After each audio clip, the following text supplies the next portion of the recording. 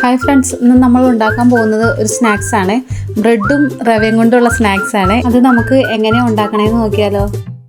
നമുക്ക് ഇതിനായിട്ട് 3 bread piece എടുക്കാം. അത് ചെറുതായിട്ട് കട്ട് ചെയ്തെടുക്കാം. നമുക്കൊരു പാൻ അടുപ്പത്ത് വെച്ച് അതിലോട്ട് കുറച്ച് നെയ്യ് ഇടാം. ചൂടായി വന്നതിന് ശേഷം അതിലോട്ട് കുറച്ച് മുന്തിരിയും കശുവണ്ടിയും നമുക്ക് വറുത്തെടുക്കാം. മുന്തിരിയും കശുവണ്ടിയും വറുത്ത് കോരിയതിന് ശേഷം നമുക്ക് ഇതേ എണ്ണയിലോട്ട് ബ്രെഡ് നമ്മൾ കട്ട് ചെയ്ത് ഇട്ട് കൊടുക്കാം. അത് ഗോൾഡൻ കളർ വന്ന വരെ നമുക്ക് ഇളക്കി കൊടുക്കാം.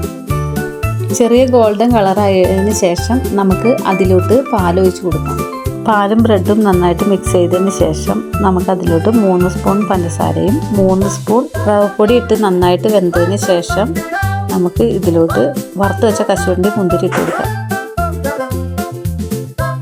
ഇത് നമുക്ക് ഏത് ഷേപ്പ് വേണമെങ്കിലും ഉണ്ടാക്കാം. ഞാൻ ഉണ്ടാക്കിയത് ചെറിയ ഉണ്ടകളാക്കിയ പോലെയാണ് ഉണ്ടാക്കിയത്.